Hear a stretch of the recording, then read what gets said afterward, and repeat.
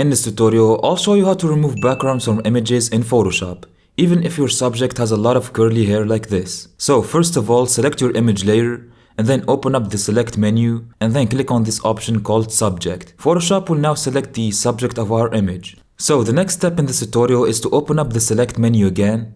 This time click on select and mask. When this panel appears on the right hand side, the first thing for us that we can change is the view mode. Click on view and preferably set the option to black so you can see the subject from the background more distinctively. You can also increase the opacity too if you want.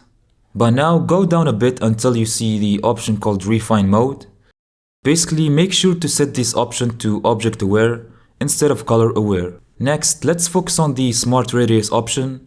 Activate this option by checking this box over here and then increase the radius value a bit to around 10 pixels. Now scroll down even further and now check this box that says decontaminate colors, and you can leave the value at 100%, it's fine. But for the final bit of the tutorial, make sure that the brush size is set to around 130 and the hardness at around 30 or so, and then start brushing over your subject's hair, and this will restore the tiny bits of hair in the image.